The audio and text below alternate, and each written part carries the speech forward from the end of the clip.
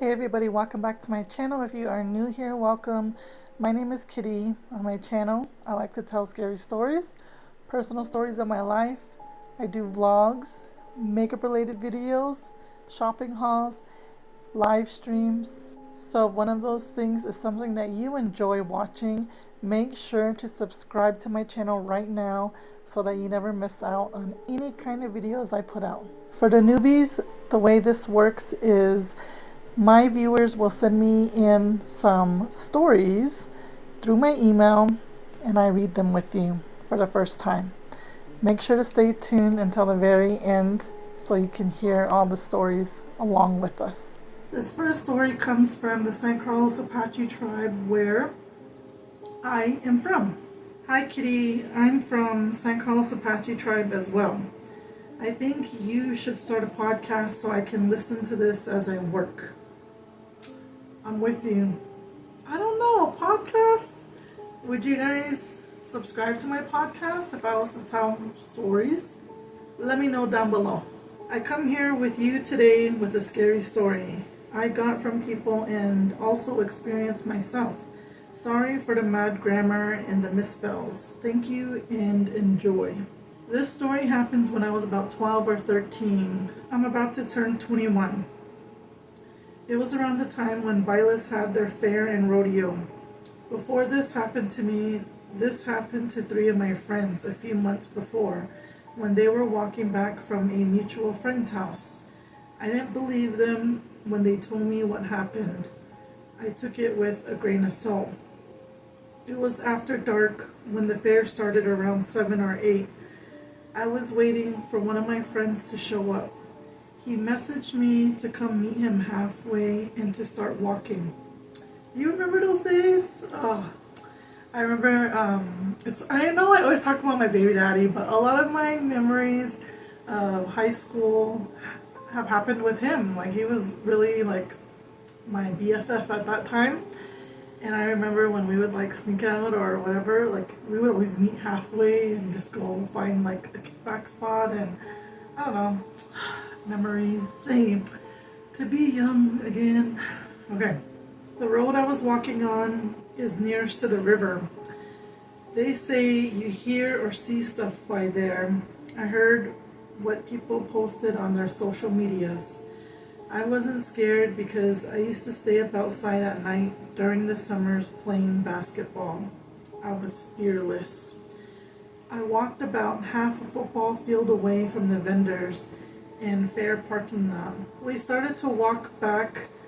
Another one of our friends, I'm assuming he means back home, friend number 2, wanted to meet at his house, which was another 5-minute walk. The farther we walked from the fairgrounds, the darker and darker it got. I personally never got any gut feeling before. This was the only time ever feeling that. I felt we shouldn't meet with friend number 2. I ignored that feeling since it was new for me. When we were walking, it was dark, and the only light source was the moonlight and the lights from the houses that were in the distance. I started to hear footsteps behind me. As my friend is on the phone with his lady at the time, he didn't notice anything at first. I was telling myself that I'm just hearing things because growing up my mom told me that if you're scared and you hear strange noises, then your head is just messing with you. Got you. She got you. Dang, that's probably something like that. Nah. Yeah, I guess, just so the little ones wouldn't be scared. I decided there's going to be nothing there and I was scared for nothing. I stopped walking and slowly turned around.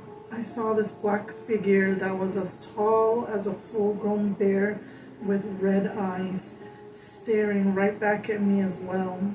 My heart dropped into my stomach and fear took over me. My legs felt like they were glued to the ground. I got quiet and the words I couldn't speak at that moment had me frozen. My friend started to talk and cut his sentence short. That's when I knew he was seeing what I was seeing. he whispered to me, slowly turn back around and just keep walking. So that's what we did. We then got a ride from friend number 2's older brother. Let's say after that, I never walked at night again. I hope you enjoyed. I will be sending more in the future. One email might be another email with a small short story that I heard that I couldn't find the details to. Thank you for your story.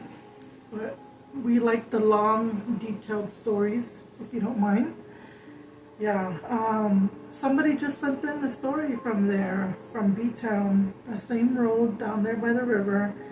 And it was in my last video, so if you missed that, make sure to go to the video before this one and check it out. I don't know, man. I feel like creepy stuff happen around water. So yeah, that's pretty crazy. I don't know. That's a creepy one. Thank you for sharing. This next video comes from Fort Defiance. This is on the Navajo Reservation. This happened in the early 2000s, maybe around 2002 or so. One night I got up to get a glass of water and make sure everything is okay here at the house. All of a sudden in the hallway that leads to the living room, I saw a ghost, and this ghost was an old cavalry army soldier looking straight at me. I got chills and the hairs on the back of my neck and arms were standing up. Not knowing that my father the other night before me had the same experience with a ghost that nearly choked him. He said he woke up to a black man trying to choke him. When he fully got up, the ghost of the black man was gone. Ever since then, we smudged our home with sage, but at times we experience ghosts since my neighborhood is built on the old fort of Fort Defiance, and many say we're living on an old burial ground. That's creepy. That's like one of my biggest fears later on down the road when I become a homeowner. I just don't want any haunted house or any residual energy or none of that. So yeah, I feel like reservations just have a lot of lingering energies. So that's creepy. I'm trying to imagine myself waking up out of bed, going to go get water. Bam, you see a soldier. That'd be creepy. Yeah, not for me. Hello Kitty, I have a story to share with you. When I was younger, me and my cousins all slept at my grandparents' house. The next day, my grandpa told my grandma that when we were sleeping, he got up early in the morning to make coffee. Mind you, we were all asleep in the living room. So when he was walking in, he seen a little girl crouched down, looking at us. He thought it was my little cousin, but he said she was sleeping still. Towards the evening, my mom was telling us that the other night, around 2 a.m. by her window, she heard little kids talking, and she heard my cousin's electric car moving around outside. Her car would only make noise when someone was in it. At my grandparents' house, everyone always seen or heard a little girl roaming around the house. My grandma thought it was my grandpa's late sister who passed when she was still young. We moved out of that house because we noticed a shadow-like figure by the window. I guess you can say we had a haunted house, but I'm so glad I never saw or heard anything when I was there. Ew.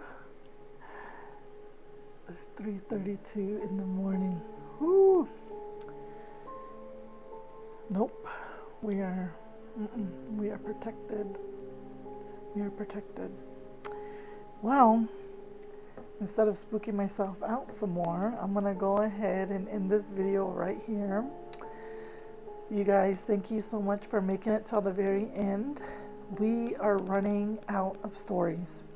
So what I need you guys to do before you leave this video is hit that like button Everybody who enjoyed this video and wants more, make sure to subscribe if you aren't subscribed. The last thing I need you to do is find somebody that you know that has a scary story, or if you have a personal scary story that you want to share, send it my way. You can email it to me, WhatWouldKittyDo12@gmail.com. I will try my best to get to it as soon as I can. But when I say we are running out of stories, we really are. So in order for these videos to keep going, I need your participation as well. Preferably stories of indigenous people on indigenous land. Those are my favorite, but it doesn't have to be. Thank you guys for hanging out with me. We'll see you in the next video. Bye.